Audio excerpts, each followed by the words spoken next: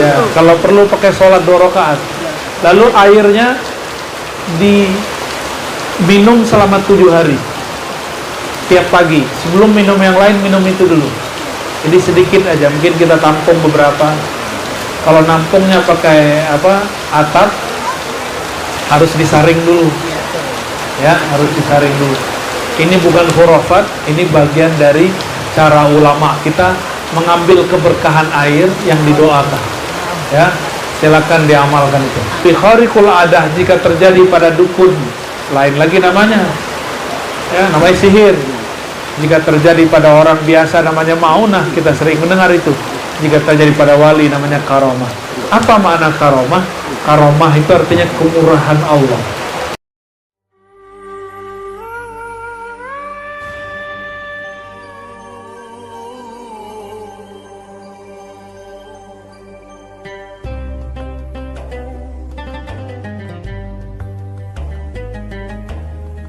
Ya Allah. Wa bil Islam dina wa bi sayyidina Muhammadin nabiyya wa rasulah. Banyak orang percaya takdir tapi tidak ridho dengan takdir. Ridho dengan takdir itu kayak tadi, ini rahmat. Nah, itu cara meridhoinya. Tapi kalau yang nggak ridho kepada takdir, mengatakan Allah kok menghalangi saya buat hajat ya. Dulu saya teringat waktu Gus Dur di demo, hujan turun.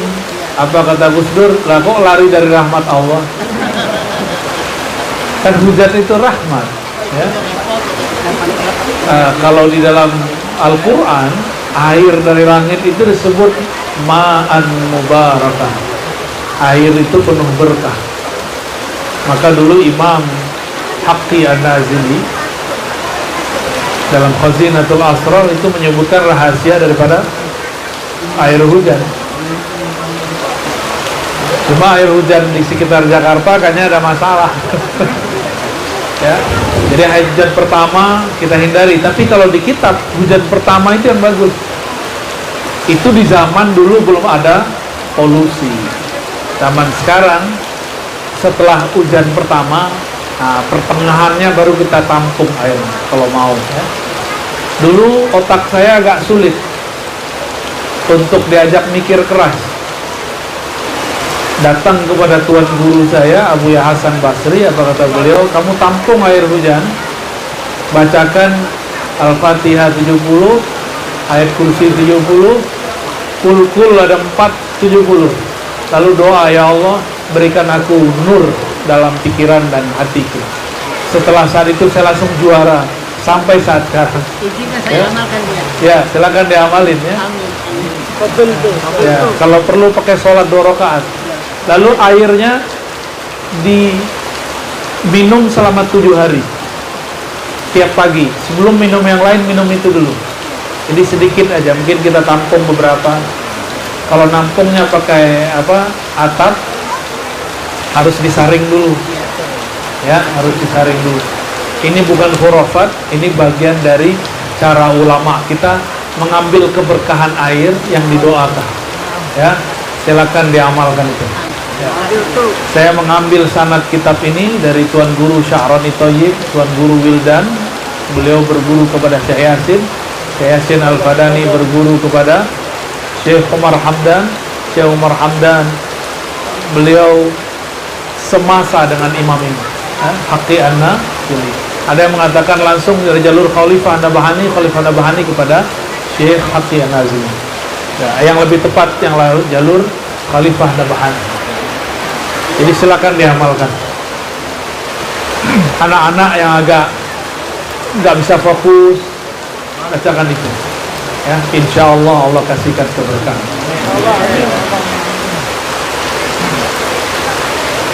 Mungkin lagi rame pawang ya. Nah,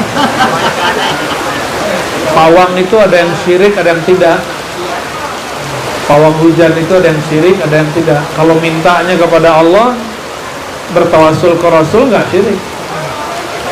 Ya, aman insya Allah. Dan pawang itu sebenarnya dia tidak membuat pengaruh apa-apa pada alam. Dia cuma membacakan Ismul A'zam. Jadi pawang hujan itu yang membaca Ismul A'zam untuk air. Maka kemudian Allah Subhanahu wa ta'ala, Allah bukan gak turunkan hujan, cuma pindahin. Nah, kita gak perlu pakai begitu-gitulah ya, ya. Kita manusia biasa, nikmati aja ya. Sesekali kita pakai, Bib. Cuma kalau sudah turun gak boleh dipakai. Jadi kalau hujannya sudah turun gak bisa dipakai. Dia kalau masih hitam baru bisa dipakai. Kelihatan 1 menit bahkan sebelum turun itu bisa dialihkan dengan izin Allah. Wah, itu rahasia. Yang ngurusin hujan itu tentaranya malaikat Mikail dan ada namanya. Tinggal dipanggil namanya, Allah alihkan. Bismillah insyaallah. Tapi namanya itu yang mahal. Ya.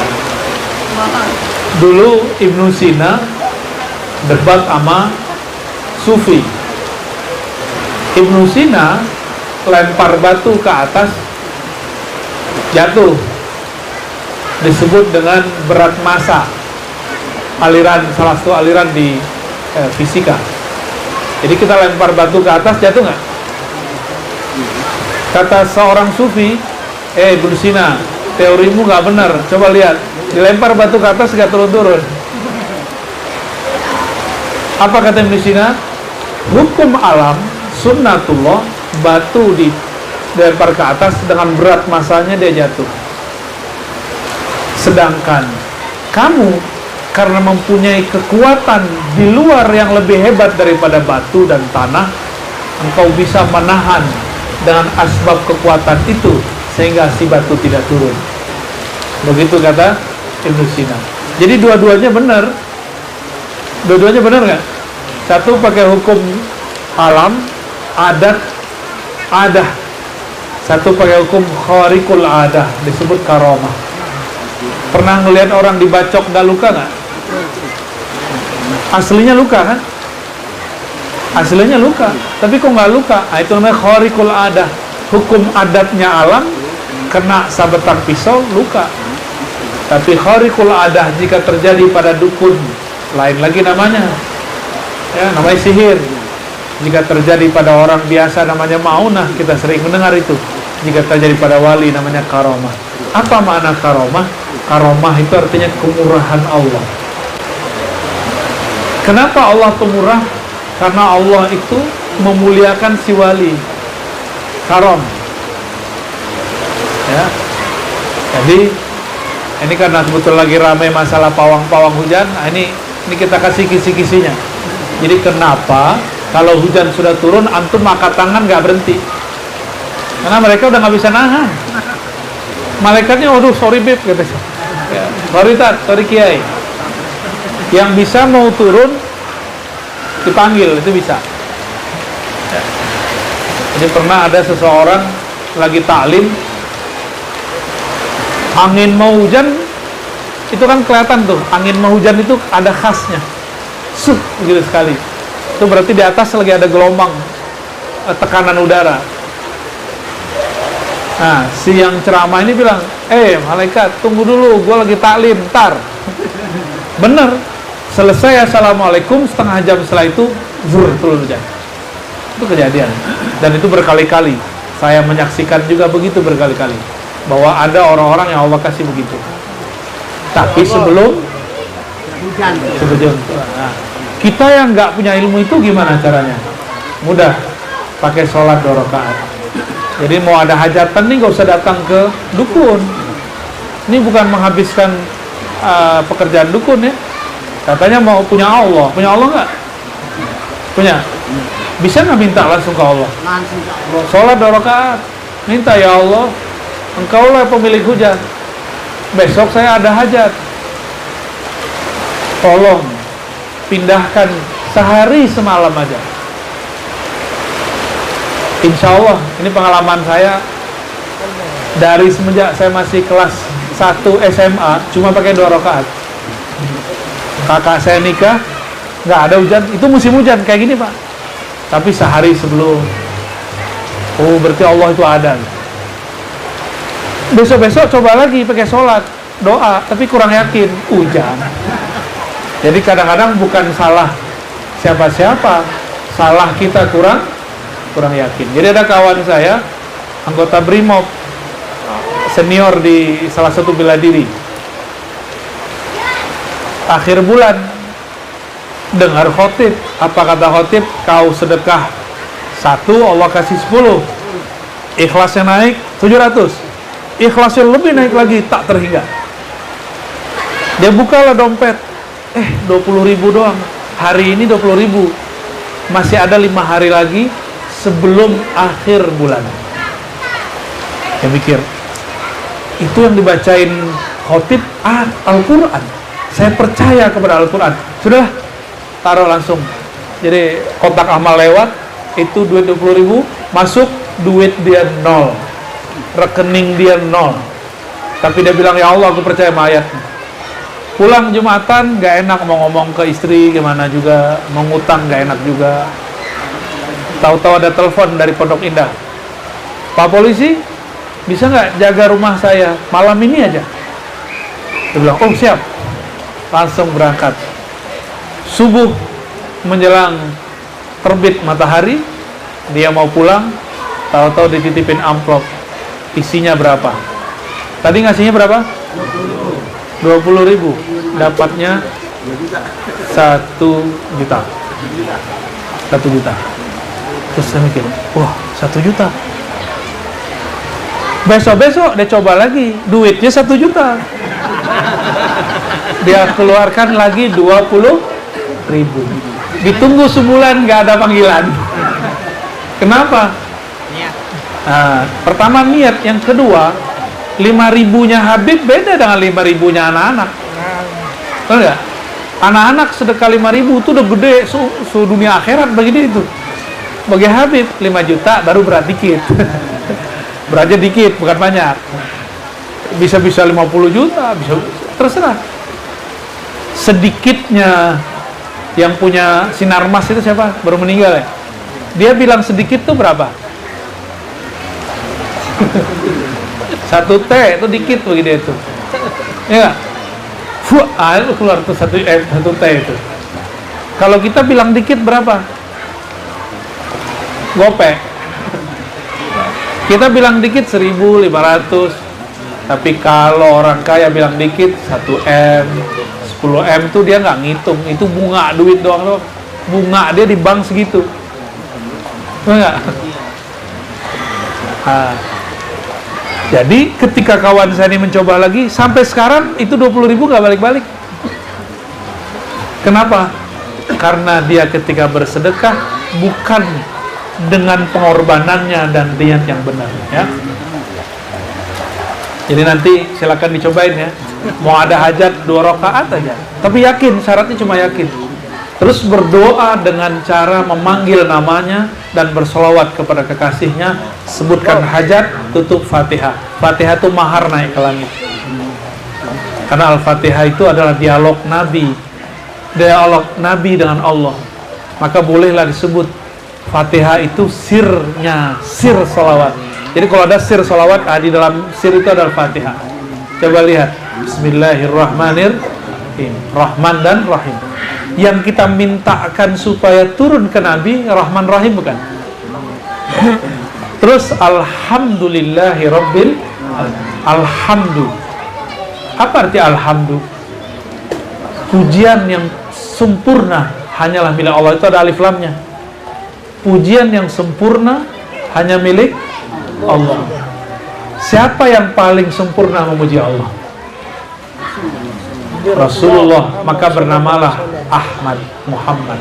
Ahmad itu dalam bahasa Arab wazan tafdil, af'al, artinya yang paling banyak memuji, yang paling terpuji.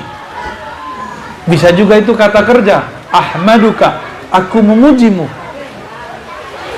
Tapi di Quran Ahmad itu artinya yang terpuji, yang paling banyak pujian. Boleh juga disebut yang paling sempurna pujiannya. Maka alhamdu Itu adalah sir nama Nabi Muhammad. Ha mim dal. Ya, ha mim dal, pujian. Siapakah yang paling sempurna memuji Allah? Itulah baginda Rasulullah sallallahu alaihi wasallam. Sayyidina Ahmad, Sayyidina Muhammad. Apa bedanya Ahmad dan Muhammad? Ahmad itu nama nubuatnya, Muhammad itu nama jasad dan risalahnya. Maka beliau sebelum dicipta sebagai Muhammad bin Abdullah, Isa mengatakan namanya Ahmad. Itu nama ruh namanya. Fisiknya belum ada kan? Belum ada kan? Muhammad bin Abdullah belum ada. Tapi Nabi Isa bilang, ismuhu Ahmad. Namanya Ahmad, itu nama ruh. Itu dalil nama ruh. Jadi teman-teman banyak yang nanya ke saya, apa dalil nama ruh? Itu surat As-Saff. Nabi Isa 500 tahun sebelum Nabi Muhammad. Nabi Muhammad SAW belum lahir. Muhammad bin Abdullah lam yakun mauludan, belum terlahir. Berarti ini bukan nama fisik, ini nama apa? Nama ruhnya. Ya, dari nama ruhnya itulah semua para nabi dapat keberkahan. Makanya dulu Abah Guru kumpul jelaskan apa rahasia A, Ha, Mim, Alif, Ha, Mim, Dal. Sekarang ilmu itu saya buka lagi setelah beliau wafat 2004 atau 2005. Abah Guru kumpul ada yang tahu? Sekitar 2004 atau 2005 wafat. Itu saya buka lagi apa kata kawan kita tamatan beberapa universitas. Ar-Razi kok cocokologi. Loh, ini bukan cocokologi, emang ini ilmu ma'rifat. Ilmu ma'rifatullah itu bukan zikir banyak-banyak. Ilmu ma'rifat itu suatu ma'rifat adalah satu kalimat yang berisi pengenalan Allah. Kalimat-kalimat itu tersusun dari kata-kata. Kata-kata tersusun daripada huruf-huruf. Huruf itulah yang disebut aslul ma'arif. Asal dari semua ma'rifat. Maka Allah kasihlah sedikit clue di Quran. Alif, Lam, Mim. Nah, saya kalau boleh sebut itu namanya huruf-huruf ma'rifat. Dan coba perhatikan huruf apa yang nggak ada? Alif Lam Mim, Alif Lam Ra, Hamim. Coba nanti dicek ya, nanti kalau kita datang lagi itu PR-nya. Huruf apa yang nggak ada? Itu jadi rahasia. Kenapa huruf itu nggak ada? Punya kitab ini nggak Habib? Tasbitul Fuad karya Al-Habibna Abdullah Al-Haddad. Itu orang banyak berdebat mengenai kitab ini, bahwa kitab ini kitab wali. Kalau khatam berarti wali. Ya, terserah sih, saya boleh sepakat, boleh nggak sepakat. Tapi inti dari kitab itu ada di satu bab fasal, zikir huruf-huruf cahaya. Jadi dulu ulama-ulama khawas, ulama-ulama wali-wali besar, itu zikirnya pakai huruf-huruf. Alif, Lam, Mim itu satu huruf itu dizikirkan. Tolong jangan diamalkan kalau nggak ada mursyidnya. Jangan coba-coba diamalin. Ini harus ada mursyidnya. Mereka dulu beramal karena ada perintah. Jadi Alif, Lam, Mim. Alif itu bisa dizikirkan sekian hari. Jadi zikir dia cuma Alif, Alif. Ya. Kalau ketemu Ibnu Taimiyah dianggap bid'ah itu. Ya. Tapi nggak masalah, Ibnu Taimiyah kan punya ijtihad sendiri, biarin aja ya nggak. Berbeda sama dia kan nggak membuat kita berdosa. Ada yang zikirnya lengkap, Alif, Lam, Mim. Ada yang zikirnya Kaf, Ha, Ya, Ain, Shad. Itu yang diturunkan dalam sirnya hizib Bahar. Ada sir hizib Nasr, itu di Hamim. Walaupun di Bahar ini ada Hamim, tapi Hamim yang paling inti itu ada di Nasr. Cuma sekarang orang belum apa-apa udah pakai hizib Nasr. Marah dikit hizib Nasr, tersinggung dikit hizib Nasr. Itu kalau Imam Syazili tahu, antum dipecat dari muridnya. Kan setiap Ba'lawi, setiap Thariqah Alawi, Syazili.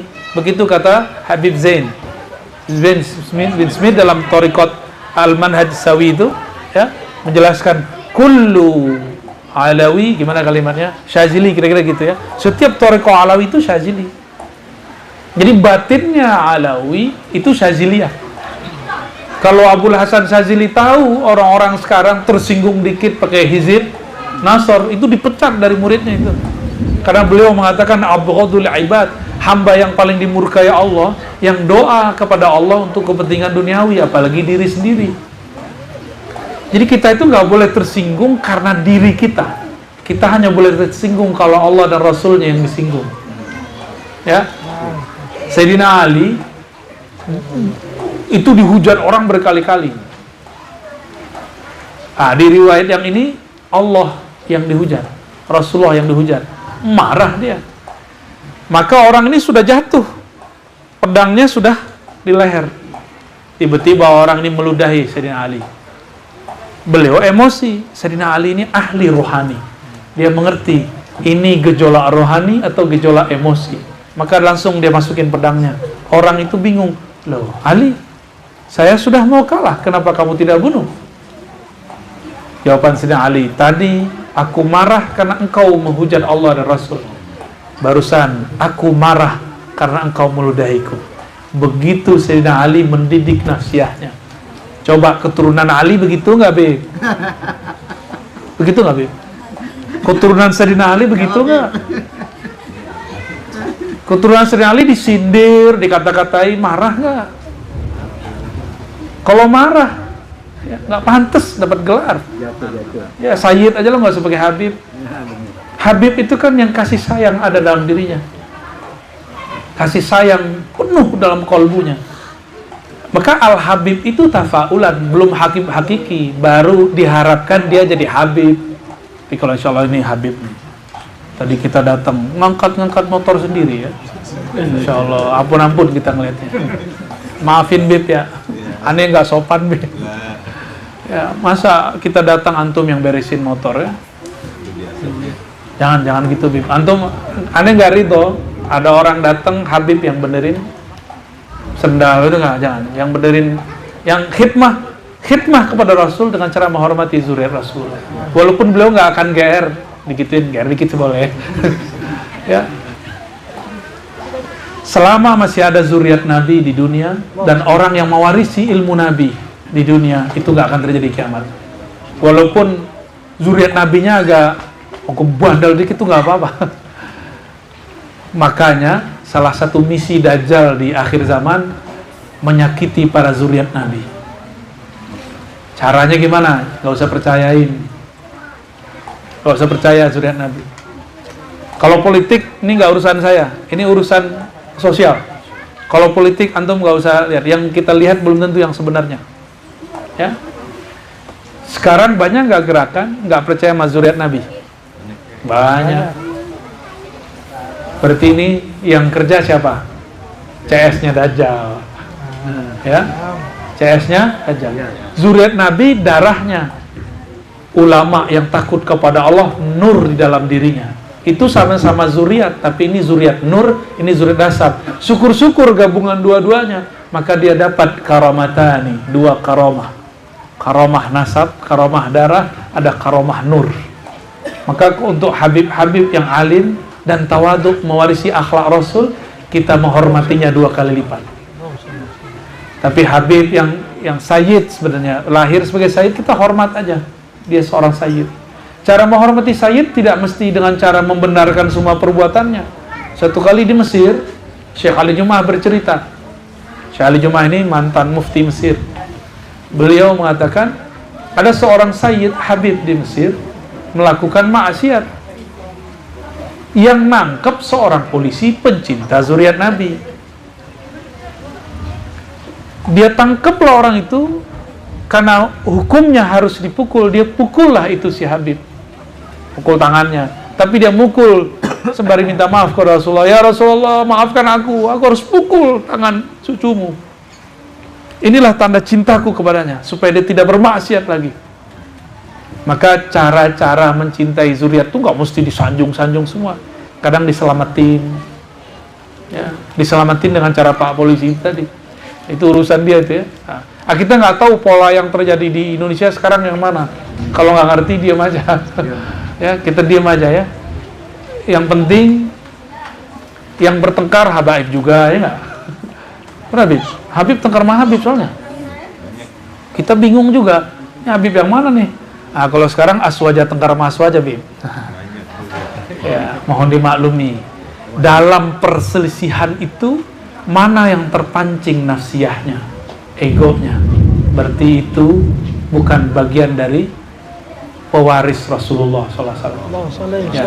Coba Sayyidina Ali tadi ketika diludahi, dia berhenti untuk membunuh. Ini disindir dikit tambah terbakar-bakar emosinya. Berarti bukan pewaris Rasulullah. Disitulah saya tambah paham bahwa pewaris Rasulullah itu bukanlah orang jago baca kitab, orang bergelar, bukan yang berpenampilannya pakai kopiah, pakai begini kayak saya, bukan. Pewaris Rasulullah itu pewaris akhlak. Karena Sayyidatuna Aisyah mengatakan akhlaknya Nabi Quran itu paling banyak rahman rahimnya daripada muntaqimnya. Benar nggak? Jadi kalau orang yang banyak ngancem daripada rahman rahim, berarti dia tidak mewarisi akhlak Al-Quran. Semoga Habib kita ini Habib yang rahmaniyah rahim. Amin rabbal alamin. Bukan berarti nggak ada ketegasan. Justru orang yang sayang itu dia bisa menyayangi dengan ketegasan. Saya dimarahi guru saya karena dia sayang kepada saya. Dan seorang murid itu akan berhasil dididik jika dia ridho mendapatkan hukuman dan sanksi. Ya. Sebanyak berapa nih, Bib? Tanya jawab. 5:30. Oh, berarti habis ini tengah jawab? Oke. Dari masalah hujan sampai ke masalah zuriat, ya. Jadi saya biasa kalau kajian, apa yang terjadi, saya mulai dulu dari kejadian itu. Supaya nggak aneh-aneh juga, ya. Baik, kira-kira itu yang dapat saya sampaikan. Dengan melatih nafsiyah ini, baru nanti puasanya benar. Ya, nanti puasa itu bukan hanya sekedar kita puasa biologis, tapi mulailah puasa nafsiyah. Coba mulai puasa disindir orang nggak tersinggung, bisa nggak? Beneran nih. Hah? Ada orang hujat Islam, kita nggak usah marah, ya. Tapi kita boleh marah jika kita mengatakan ente menghina Allah. Boleh marah, tapi marahnya pun marah yang elegan, bukan marah yang penuh emosi. Tapi kalau orang menghujat aliran kita, kelompok kita, majelis kita dihujat, antum lihat dulu kaitannya majelis ini dengan Allah apa? Kalau cuma karena saya merasa memiliki majelis, memiliki mazhab manhaj, lalu saya marah, maka ini marahnya tidak benar. Karena saya ingin disebut Islam saya dihujat, itu nggak benar. Tapi jika kita mengatakan inna din indallahil Islam, agama Allah itu Islam, dia hujat Islam, baru kita marah. Ini perbedaan marah. Maka marah pun dalam Islam ada yang mahmud, terpuji, ada yang masmum, ada yang tercela. Coba lihat sejarah Nabi, banyakkan marahnya atau banyakkan sayangnya. Tapi kenapa sekarang banyak orang berdakwah dengan kemarahan? Banyak orang berdakwah dengan prasangka, dengan kutuk mengutuk, murtadkan, bid'ahkan, ya. Ini agak menyedihkan di zaman ini. Nah, kita jangan sampai terpancing dan terlibat, ya. Sallallahu alaihi wasallam. Alhamdulillah, tadi kita telah dengarkan satu kajian dari Buya, dan kali ini kami buka atau termin 3 penanya bagi jemaah yang mau bertanya tentang kajian tadi pada Buya. Dipersilakan 3 penanya. Jauh dulu ya. Boleh, silakan. Bismillahirrahmanirrahim. Assalamualaikum warahmatullahi wabarakatuh.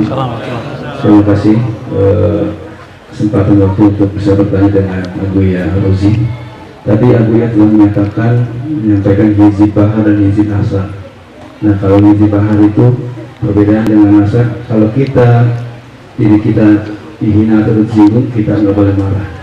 Akan tetapi kalau kita mendengar saudara kita semuslim, seiman, tiba-tiba menghina Allah dan Rasul, apakah kita harus marah? Terima kasih. Assalamualaikum warahmatullahi wabarakatuh. Persoalan hukum tidak boleh dengan katanya, tidak boleh dengan asumsi, harus pasti. Jadi ketika kita hendak masuk ke ranah ini, pastikan dulu orang ini benar-benar menghina. Itu kaedahnya dalam ilmu hukum, karena hukum itu bahasa Arab artinya itqanus syai', kepastian sesuatu. Kalau enggak nanti kita malah diperkarakan orang, malah kita yang dilaporin, dianggap apa sekarang namanya, pencemaran nama baik, nanti malah repot. Jadi pastikan kalau orang itu benar-benar menghina dengan kata-kata verbal yang jelas. Kalau enggak nanti jadi bulan-bulanan politik dan kita terlibat. Nah, inilah anehnya hari ini banyak orang terlibat mengomentari yang hal itu dia sendiri nggak ngerti. Saya berharap selaku ahlu sunnah yang bermazhab syafi'i, berakidah asy'ari, bertasawuf, akhlak ini kita jaga. Ya, dalam bab hukum harus ada kepastian bahwa dia benar-benar menghina, lafaznya harus jelas. Kalau tidak jelas, kita cukup nasihatin dia. Itu yang saya lakukan beberapa waktu ini. Kita nasihatin dia, udah kamu minta maaf aja. Karena sudah banyak orang terpancing emosinya oleh kamu. Saya nggak tahu habis itu dia minta maaf atau tidak. Itu urusan dia ya.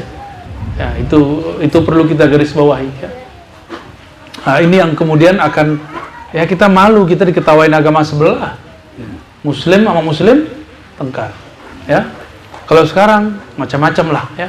Jadi ini adabnya Ustaz, ketika antum hendak mau membela sesuatu yang dihina, pastikan dulu hinaannya bayyin, wadih. Kalau enggak nanti diketawain Pak Polisi. Kenapa laporan ke polisi banyak yang enggak diterima? Karena tidak bayyin, wadih. Laporan masuk tapi enggak jelas. Ya, intrik-intriknya yang banyak. Nah, ini yang kemudian banyak gagal, ya. Barangkali itu, ya. Wallahu a'lam bishawab.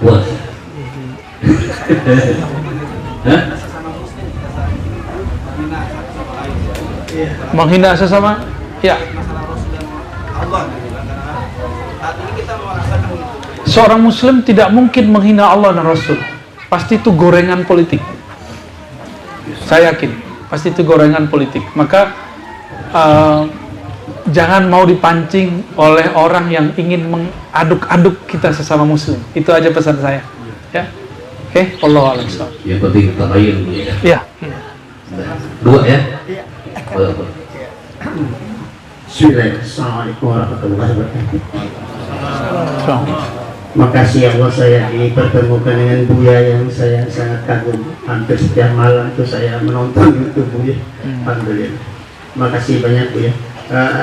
Tadi ada cerita Buya walaupun sangat sederhana tapi membawa pemahaman terhadap saya bahwa ketika berimoh tadi yang sedekah, tapi yang saya ingin tanyakan begitu bukan sedekah, taubat dan amal kita, bagaimana, apakah kita tahu Bu ya bahwa itu terima Allah Subhanahu wa taala? Ya, ya. Mohon penjelasan. Ya. Assalamualaikum warahmatullahi wabarakatuh. Assalamualaikum. Habib Thariqat Ba'lawi Bib ya? Thariqat Ba'lawi kan? Kalau Thariqat Ba'lawi, aneh jawabnya pakai Ba'lawi ya. Semua Thariqat Ba'lawi, Syazili, semua Syazili, Ghazali. Imam Ghazali mengatakan bahwa ilmu fikih itu ilmu mengetahui ibadah sah dan batal, sunnah atau bid'ah, kurang atau lengkap. Sedangkan ilmu tasawuf, ma'rifatul qabul warrad, mengetahui indikator amal ini diterima atau ditolak. Bisa diketahui Pak. Caranya nanti saya ajarin. Allah itu zahir kan? Zahir itu bukan beda dengan tampak. Zahir itu nyata. Allah zahir atau tampak? Apa beda zahir dan tampak? Bapak cinta istri nggak?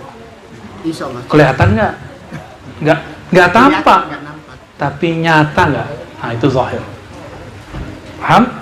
Allah zahir nggak? Allah juga batin. Kalau Allah zahir, maka kalau kita ingin mempersembahkan amal ini kepada Allah, pasti tahu Allah terima atau tidak terima. Allah lebih zahir, kan menyebut dirinya maha zahir, maha nyata, bukan maha tampak. Maka seorang hamba Jika dia masuk kepada bab Allah Az-Zahir, dia akan mengetahui amalnya diterima atau tidak. Gimana caranya? Sebagaimana cinta Bapak, tahu nggak cintanya ditolak apa enggak? Ya. Dia nggak jawab, tapi kelihatan dari mukanya senyum, gimana? Sukutuha ridaha, kan begitu kata Nabi dulu. Diamnya adalah ridho. Iya. Kalau sekarang enggak, minta. Diamnya adalah ridho, itu. Kalau dalam ilmu zikir ada indikatornya, ala bidzikrillah tatmainnul qulub. Ciri amal diterima, kolbunya tenang. Ciri amal diterima, kolbunya tenang. Ciri amal masuk ke dalam kolbu, idza dzukirallah wajilat qulubu. Disebut nama Allah, kolbu bergetar. Maka teknik zikir itu ada. Mumpung ada itu Kiai Rusdi, minta talqin ke Kiai Rusdi, talqin nama Allah, Allah. Pada talqinnya, ya. Rusdi juga. Namanya Rusdi juga. Nah, ini sebelum antum nanya, aneh jawab aja deh. Kami pusing, muridnya Abah Anom pecah. Nah, dah, jangan mikirin itu. Murid tuh cukup mikirin tugas, jangan mikirin level dewa. Abah Jejen murid Abah Anom, Abah Aus murid Abah Anom. Yang ditalkinkan apa? Sama nggak? Udah zikir aja, nggak usah pikirin urusan mereka berdua. Ya, jadi nggak usah ketika Robitoh itu memikirkan masalah mereka. Kembalikan ke pangkalnya, yaitu Abah Anom, selesai. Maka kepada siapapun murid-murid dari dua abah ini, sudahlah. Ya, antum zikiran aja, mengaji aja udah selesai. Ya, urusan itu urusan mereka. Ya, urusan mereka, nanti kita nggak usah ada urusan dengan itu. Ya. Tadi ada yang terbersit soalnya ya. Antum jangan bohong-bohong. Oke. Gimana, Bib? Boleh bertanya, Bu ya? Lah nggak salah, Bib. Assalamualaikum warahmatullahi wabarakatuh. Assalamualaikum. Saya mau bertanya, sebetulnya ini kan kita mau memasuki bulan Ramadan, Bu ya. Nah, kita kan temanya ini bagaimana langkah-langkah kita meningkatkan kecintaan kepada Allah di bulan Ramadan. Nah, yang kedua, ini pertanyaan mudah-mudahan bisa menjawab semua teman-teman yang banyak bertanya juga kepada saya, Bu ya. Yang kasarnya yang lagi viral banget ini sekarang nih. Ada beberapa pertanyaan dari teman-teman mengenai masalah baiat, terus masalah nama ruh. Yang banyak bertanya itu, apakah sih fungsinya kita ini harus punya nama ruh, atau emang diwajibkan, atau seperti apa gitu, Bu ya? Ya. Sama, ada lagi satu lagi, Bu ya? Apa tuh? 3 boleh ya? Sohibul bait boleh. Mungkin yang 3, karena kita ini ahli sunnah wal jamaah ini sekarang udah lumayan rada pecah-pecah juga seperti itu, Bu ya. Ya, saya juga alhamdulillah kenal, akrab juga sama pakar-pakar, kiai-kiai, ustadz-ustadz aswaja. Nah itu kiat-kiat apa sih supaya bisa bersatu gitu, Bu ya. Artinya ya perbedaan ya hal yang wajar. Tapi kalau bisa gimana sih, jangan saling kasarnya, mohon maaf ya, kayak menjatuhkan atau mungkin menyerang Buya juga secara frontal. Dan saya juga, semua teman-teman juga gitu Buya, mungkin butuh kiat-kiat khusus itu ya. Assalamualaikum warahmatullahi wabarakatuh. Salam. 30 SKS, Bib. Meningkatkan kecintaan kepada Allah melalui puasa. Itu ya. Dalam hadis qudsi, ini hadis qudsi pensyarah terbaiknya Ibnu Arabi. As-siyamu li wa ana ajzi bih. Siam, puasa itu milikku, untukku, karenaku. Akulah yang langsung memberikan rewardnya, memberikan balasannya. Apa maksudnya? Orang yang berpuasa itu, jika dia sanggup menghabisi nafsiyah egonya. Jadi puasa di situ tidak hanya puasa fisik, karena Nabi berbicara dalam konteks itu nanti konteks nafsiyah. Nabi di situ mengatakan jika kamu emosi, tersinggung, jangan membalas. Katakan aku sedang puasa. Maka yang disebut di sini akulah yang langsung membalasnya. Kata Ibnu Arabi, orang yang sedang berpuasa itu sedang terjadi penyatuan nur di dalam dirinya, nur samadaniyah, nur bergantung hanya kepada Allah, bukan kepada makanan. Nur bergantung kepada Allah yang maha sabur, penyabar. Ketika kita dicaci maki orang, diadu domba orang, difitnah orang, antum marah nggak? Kalau bisa nggak tersinggung dan nggak marah, maka dapat nur samadaniyah, nur Allahus Samad. Apa arti Allahus Samad? Allah tempat bergantung. Kajian kayak saya nih atau Habib, apakah Habib akan berhenti jika memperjuangkan kebenaran tapi jamaahnya nggak suka? Kalau Habib ini menyembah jamaah, maka Habib akan meninggalkan kebenaran yang diyakini, lalu mengikuti selera jamaah. Maka banyaklah sekarang dai-dai menuhankan follower, menuhankan viewer, menuhankan jamaah. Dan saya yakin Habib nggak begitu, ya. Maka di kolbu kita harus bandel dikit. Cara bandelnya puasa. Jadi kolbu yang bandel dikit itu digoyang, itu nggak tersinggung dia. Kolbu itu tergoyang, maka yang bermain bukan lagi kolbu, tapi nafs. Nafs ini yang selalu diuji. Jadi mahalul ibtila wal imtihan an-nafs. Yang selalu diuji itu jiwa. Kolbu nggak pernah diuji lagi. Beres nafsiyahnya, kolbunya langsung bercahaya, otomatis. Apalagi ruhnya. Baik di dunia thariqah, di majelis, apalagi rumah besar yang bernama Aswaja. Saya aja di dunia thariqah Naqsyabandi, Samaniyah, Syaziliyah, itu banyak konflik. Di mazhab Syafi'i ada perselisihan.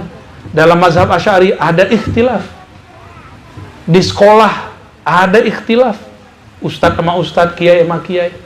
Apalagi di rumah besar Aswaja ini. Maka saya tidak menyesali apapun.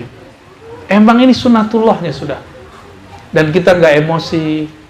Walaupun mereka nggak tabayun, nggak apa-apa. Berarti itulah karakter dia. Kita nggak usah marah-marah juga. Cuma dengan laporan katanya, kemudian sudah mulai menyerang. Berarti itu kualitas dia. Dan kita nggak perlu kemudian marah-marah. Kita senyum-senyum aja, Bi. Ya, tabassumuka fi wajhi akhika shadaqah. Antum terganggu gak dengan itu? Terganggu gak? Terganggu dikit, gitu aja deh. Ya.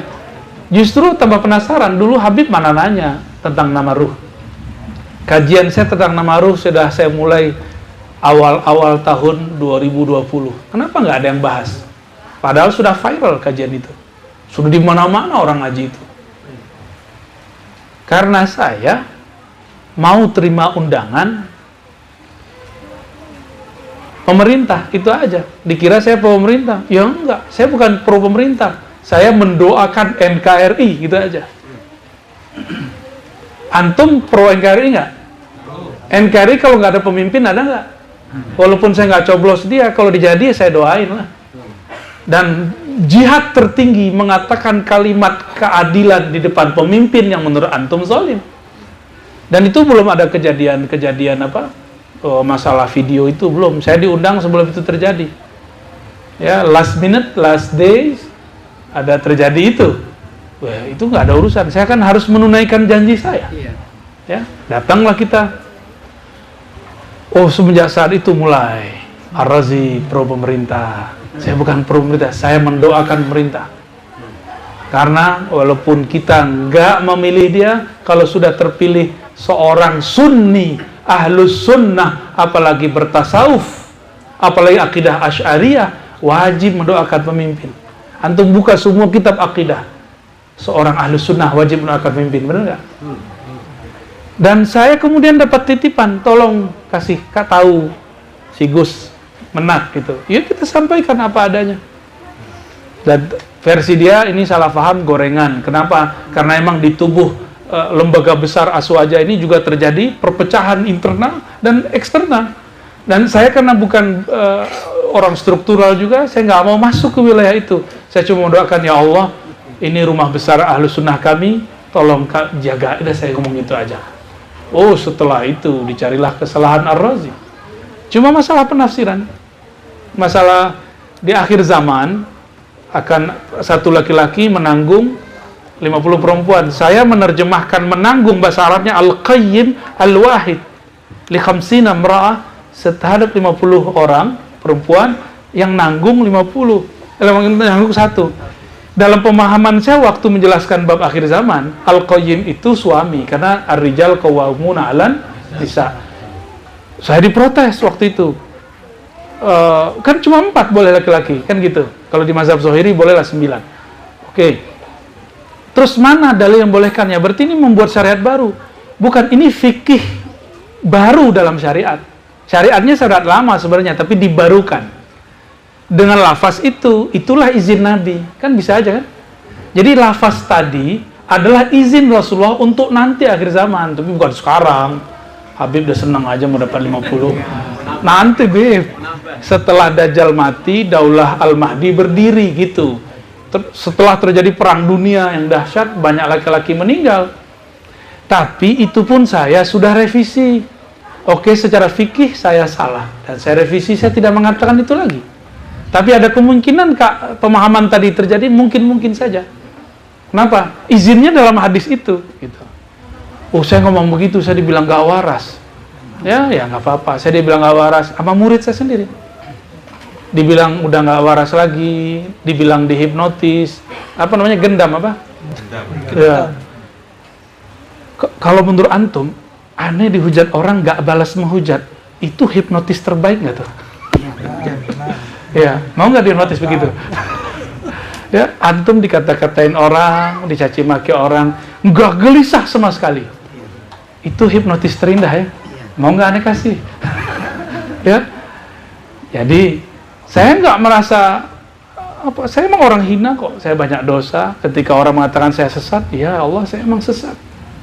Ketika orang mengatakan Ar-Razi ini belagu, sombong, ya Allah, aku tidak berniat sombong. Sombong itu pakaianmu, ridakmu. Tapi jika ada hambamu mengatakan aku sombong, barangkali dia melihat nur kesombonganmu di dalam diriku. Ya gaya bener ya. Imam Abu Yazid itu dulu berdoa, ya Rabb. Abu Yazid itu rohaninya sering naik, sering mi'raj. Kata Abu Yazid, ya Rabb, izinkan aku, jika makhluk memandangku, dia melihat ahadiyahmu, dia melihat keesaanmu. Maka setiap orang mandang Abu Yazid, setelah beliau berdoa begitu, pasti senang belajar tauhid, pasti senang belajar zikir. Itu doanya Abu Yazid. Jadi Abu Yazid berdoa bukan untuk dirinya. Inilah beda orang awam berdoa dengan orang yang kenal Allah berdoa. Kalau orang awam berdoa, doanya untuk dirinya. Kalau orang yang kenal Allah, doa itu untuk dekat kepada Allah. Kalau kita kan doa biar sakti, biar bisa jadi pawang hujan. Iya, kalau wali-wali enggak, ya Allah, jika hujan berhenti dengan ilmu ini, lalu membuat orang tambah rindu kepada Engkau, hentikan hujannya, begitu. Tapi kalau enggak, kalau orang malah memandang aku orang sakti lalu lupa memandang Engkau, jangan berikan itu. Kan gawat nanti kalau itu terjadi. Masih ingat Nabi Isa disembah?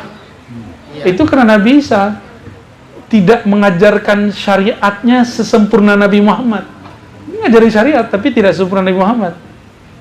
Lebih sakti Nabi Isa apa Nabi Muhammad SAW? Kenapa Nabi Muhammad gak disembah? Karena Nabi Muhammad memantapkan ilmu syariat. Karena ilmu syariat orang sekarang ini lemah, maka Allah balutlah semenjak zaman Syekh Abdul Qadir Jilani. Ada satu murid yang menyimpan rahasia Allah namanya Qudayb Alban. Dibalutlah rahasia Allah dalam bentuk kenakalan, bahkan kemaksiatan. Jadi Qudayb Alban itu orang sholat di dalam masjid, dia main-main, gangguin imam dari luar masjid, berusiknya bukan main. Apakah imamnya ingat Allah atau imamnya mengatur strategi? Setelah assalamualaikum mau diapain nih orang yang berisik ini? Gitu. Itu kejadian Qudayb Alban. Dia tunjukin di depan imam masjid, Imam masjid mau masuk masjid, dia buang air kecil berdiri dan istinja. Nggak istinja. Ini imam nih, masuk nggak apa yang dia lihat ke dalam pikirannya dan dibawa sholat. Dia sujud tapi kepalanya ingat air kencing. Auzubillah. Ingat air pipisnya orang itu, air seninya. Imam Ghazali lagi sholat membahas bab darah haid. Yang jadi imam beliau, di belakangnya ada saudaranya Imam Ahmad Al-Ghazali. Apa kata Ahmad Al-Ghazali? Wahai saudaraku, masa engkau menghadap kepada Allah tapi di kibiranmu ada darah najis? Jadi Imam Ahmad Al-Ghazali melihat ada darah najis di kepala Imam Ghazali. Dia bingung, darah apa? Kamu mikirin apa lagi sholat? Diingat-ingat Imam Ghazali. Oh ya, aku mikirin darah haid. Hukum darah haid. Kalau warnanya begini gimana? Mau ditulis jadi kitab. Begitu dulu ulama-ulama kita, ya. Nah, maka teman-teman, Imam Ghazali marah nggak gitunya? Marah nggak dia ditegur oleh muridnya, adiknya sendiri? Nggak marah dia. Kalau kita kan marah dibilang gitu. Kamu ini belagu amat, tersinggung. Kamu ini sesat, tersinggung. Malah nggak disesat-sesatin, tersinggung sendiri juga, kan lucu. Ini banyak, emang itu namanya nafsiyah. Yang merasa tersinggung itu nafsiyah. Saya dididik oleh guru saya untuk tidak ada nafsiyah yang berkembang di dalam diri. Cukup dia dikit dengan nur mengenal Allah Subhanahu wa Ta'ala. Ya. Nama ruh, Beb, ya. Penting gak nama ruh? Penting gak nama ruh kira-kira? Ketika Nabi Muhammad naik ke langit, Sallallahu Alaihi Wasallam, itu malaikat kayak security yang pakai SOP yang ketat. Jibril udah bolak-balik naik, bener nggak? Naik turun. Tapi pas naik bawa Nabi Muhammad, tanya, mana anta? Kamu siapa? Padahal Jibril sudah biasa naik. Jibril tersinggung nggak? Kalau saya bisa tersinggung, Pak. Ini dosen tetap di sini. Mas ente nggak kenal. Ini bos di sini, mas ente nggak kenal. Kan gitu kalau kita. Tapi beliau enggak. Jibril biasa aja, karena Jibril nggak ada nafsiyah, dia ada nur. Ya, mana anta? Ini Jibril, kan selesai. Tinggal jawab doang, ribet amat kok malah tengkar. Man anta? Ana Jibril. Waman ma'ak? Muhammad. Muhammad yang mana nih? Kan Muhammad banyak. Muhammad waqad bu'itsa ilaih. Dia telah diutus kepadanya. Bu'itsa ilaih. Karena di dalam dirinya ada nur Muhammad. Dalam nur Muhammad ada ruh Ahmad. Sebelum alam dicipta, Allah sudah menghembuskan ruhnya dan diberi nama Ahmad. Itulah makna mata wajabat lakan nubuwah. Kapan engkau diangkat jadi nabi? Apa jawaban beliau? Adam belum dicipta, aku sudah jadi nabi. Hadis Imam Tirmizi. Nama beliau Ahmad. Habib kalau nggak punya KTP, bisa nggak berangkat beli tiket? Aneh Habib loh, gituin. Bisa nggak? Nggak bisa. Ini kias aja. Kalau tadi dalilnya, sekarang pakai kias. Udah punya KTP, bisa nggak berangkat ke Saudi pakai KTP? Harus punya paspor. Maka kita ini satu orang bisa beberapa nama. Ya, udah punya KTP, udah di paspor, mau nyetir, boleh nggak nyetir tanpa SIM? Maka ada nama SIM. Saya mau ngajar di kampus, nama saya Ar-Razi Hashim. Bisa nggak ngajar di kampus kalau nggak punya gelar akademis? Maka perlu ada gelar, nama gelar. Jika di dunia segala hal mesti ada nama, masa di alam sana nggak ada nama? Gitu, gitu. Tapi kalau nggak percaya nggak apa-apa, kan ada orang yang nggak pakai KTP, boleh nggak? Ya nggak apa-apa juga. Yang anaknya itu nggak punya kakak, nggak ada apa-apa juga. Kalau nggak percaya nggak apa-apa, nggak dosa, nggak apa-apa. Cuma kita menyarankan kalau ruhaninya mau naik, mau mengalami kenaikan spiritual. Guru saya dulu itu bukan ilmu baru. Orang yang bilang nggak ada, mungkin dia nggak ketemu. Guru saya, mursyid saya, namanya Maulana Kasril, itu yang ngasih nama gelar Maulana Rasulullah. Dalam keadaan jaga beliau datang. Saya di sampingnya, kita ziarah ke Rasulullah. Saya lagi dapat rahasia innallaha malaikatahu yusholluna ala nabi, kita melihat cahaya saat itu. Ini boleh diceritakan ya, karena ini cerita sudah ada di kitab. Maka saya yang ceritakan cuma beberapa aja. Beliau memandang Rasulullah hadir, memanggil anta maulana, dikasih nama maulana. Jadi nama rohani itu sudah ada. Saya ketemu beberapa orang dan dia cerita dulu guru saya menceritakan nama rohaninya ini. Tapi memang tidak banyak ditulis di kitab. Yang ada cuma di kitab Imam Abdul Qadir Jilani, itu pun cuma murid yang sudah jadi murad. Gitu. Murid yang sudah jadi murad. Berat kalau versi Syekh Abdul Qadir, harus melalui suluk dulu. Kholwat dulu panjang. Di akhir zaman kan boleh saja berubah. Ya. Kenal dulu baru sembah, maka punya nama dulu. Rasakanlah nikmatnya menyembah Allah Subhanahu wa ta'ala. Tapi kalau nggak percaya nggak apa-apa, nggak ada masalah kok. Ya, jadi saya tidak pernah mengatakan wajib antum kalau nggak punya dosa, nggak ada. Ini bukan hukum boleh nggak boleh, wajib nggak wajib.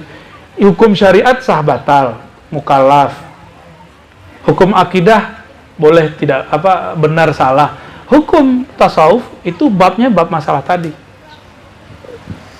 Jadi ini jangan dibenturkan dengan fikih. Kawan-kawan saya di mana kenanya? Karena mereka membenturkan dengan fikih. Mari kita insaf, ini bukan ilmu fikih, ini bukan ilmu akidah, ini bukan ilmu hadis, ini bukan ilmu jidal, ilmu mantik, ini bab khas, bab tersendiri. Ya. Kira-kira begitu ya. Dulu Abah Guru Sekumpul juga ngomong ya, tapi masih umum pembicaraan beliau. Karena memang masa itu belum boleh dibuka. Sudah begini orang sekarang mau obral ilmu ma'rifat di YouTube, masa kita nggak boleh menceritakan ilmu ma'rifat bersanad? Jadi kenapa saya memberanikan menceritakan, membuka kitab Khatmul Aulia, kitab Al-Insan Al-Kamil, kitab Martabat 7, At-Tufa Mursalah? Karena ilmu ma'rifat sudah diobral di YouTube, di sosial media. Dan gak jelas sumbernya di mana. Yang mengamalkannya, mengikutinya rata-rata jadi tersesat alahnya. Maka saya minta ampun kepada Allah, saya sholat 2 rakaat, ya Allah, lalu minta musyawarah pada guru-guru. Kata guru-guru, sebarkan ilmu ini. Kalau ilmu sanad sudah banyak yang tahu. Ilmu ini, dia harus punya gerak ruhani di dalam. Kalau enggak bisa. Maka wajar, Nabi dulu membicarakan ilmu ini, disebut sahirun majnun, penyihir. Kalau saya disebut disihir, dihipnotis. Dan wallahi saya ridha dengan semua cacian itu. Saya ridha. Dan saya katakan, ya Rabb, indah sekali takdirmu. Ya. Dulu saya nggak bisa ngerti Nabi itu dibilang gila itu gimana. Dibilang sesat. Sekarang saya ngerti Nabi dibilang gila. Kalaupun saya nangis, bukan saya nangis karena saya sedih dicaci, tapi saya merasakan, ya Allah, ini yang dirasakan kekasihku Rasulullah SAW. Ini yang dirasakan beliau. Walaupun saya nggak pantas mengatakan saya pewaris Rasulullah, tapi saya berdoa, ya Rabb, meskipun aku nggak pantas menjadi pewaris Rasulmu, tapi tolong berikan aku syafaat supaya bisa mewarisi sifat-sifatnya. Amin ya Rabbal alamin. Apalagi tadi Bib satu Bib, udah beres. Tuh, lupakan pertanyaannya. Ya, beres ya. Ya, maka saya berharap satu saja teman-teman, ikhwan, akhwat fillah, jangan terpancing dengan apapun. Ya. Sabar-sabar aja kita. Kita ngaji-ngaji aja. Wa qul i'malu fasarallahu amalakum. Udah kamu beramal aja. Saya senang seperti Habib buka majelis. Buka majelis aja, enggak usah macam-macam. Enggak usah ngebacot macam-macam. Ya, kita buka majelis rotiban, majelis undang para ustadz, udah gitu aja. Dan tadi antum lupa, yang aneh belum jawab, cara menyatukan ustadz, gak bisa. Ini sudah sunnatullah dari kalam baginda Rasulullah. Ketika beliau berdoa, Allahumma la tahlik ummati ba'duhum ba'da. Ya Allah, jangan jadikan umatku berpecah, menghancurkan, menghujat satu sama lain. Jibril diam aja gak mengamini. Makanya kurma banyak kan? Nabi berdoa, ya Allah jangan bikin umatku mati kelaparan. Maka kurmanya Habib, Masya Allah. Jangan bikin umatku meninggal, hancur karena tenggelam. Diaminin semua sama Sayyidina Jibril. Tapi Sayyidina Jibril tidak mengaminkan yang ini. Padahal Nabi sudah tahu jawabannya. Nabi cuma pengen mencoba. Ini Nabi itu optimisnya tinggi. Walaupun kayaknya nggak mungkin garis takdirnya dirubah. Kan takdir ini bisa digeser. Ada yang nggak bisa digeser. Takdir perpecahan adalah sunnatullah. Sunnatullah. bisa jadi nanti dari teman Habib ada yang pecah. Habib, siap-siap aja Habib. Dan jangan kemudian berkeluh kesah. Biasa aja. Nih murid Abah Anom berpecah itu sudah sunnatullah. Muridnya Syekh Nazim pecah sudah sunnatullah. Murid Habib Lutfi nanti pecah sudah sunnatullah. NU pecah sudah sunnatullah. Muhammadiyah pecah sudah sunnatullah. Udah biasa itu. Sekarang mampu nggak meridhoi ini gitu. Dan disebutkan illa man rahimah rabbuk, yang nggak akan terganggu oleh perpecahan, dia jalan terus menuju Allah, yaitu orang-orang yang dapat rahmat Allah, kasih sayang Allah. Kalau saya kasih sayang sama orang, cinta sama orang, ngata-ngatain dia langsung nggak? Atau tabayun dulu? Tabayun dulu, tanya dulu, benarkah begini? Tapi kan nggak begitu sekarang. Maka antum kan akalnya cerdas, kolbunya luas. Pandanglah dengan akal tersebut, nilailah dengan kolbu tersebut. Mana yang mewarisi akhlak Nabi, mana yang tidak mewarisi akhlak Nabi, tapi mengatasnamakan Nabi Sallallahu Alaihi Wasallam. Ya, saya sudah dimulai ditahzir, dan saya ridho. Dan kepada masjid-masjid yang ada di sebelum ini, saya cuma bisa ngisi 3 masjid. Selebihnya saya rihlah. Dan saya katakan kepada semua masjid, jika antum merasa diteror karena nama aneh nongol di masjid antum, silakan dihapus, saya ridho. Saya nggak mau menyusahkan diri kalian. Ya, saya sudah ngomong begitu, Bib. Dan Habib nanti bisa jadi nanti dituduh juga oleh beberapa kawan, bisa jadi Habib juga, bisa jadi juga Kiai. Kalau Habib tidak kuat, jangan undang aneh lagi, Bib. Bulan puasa saya izin, saya mau berkholwat dulu bersama Allah. Berkholwat bukan berarti kemana-mana, tapi saya pengen fokus. Paling cuma Zoom. Ya, kalau Zoom saya masih terima. Selama bulan puasa kita tidak terima sama sekali. Paling nanti hari raya sih udah. Jadi mohon izin, mohon doa selalu, karena saya juga manusia biasa, masih banyak dosa, masih punya ketidakberesan dalam diri. Semoga Allah membuat saya istiqomah. Amin rabbal alamin. Untuk semua yang hadir, khususnya untuk Habibna Alwi, semoga Allah berkahi. Al-Fatihah.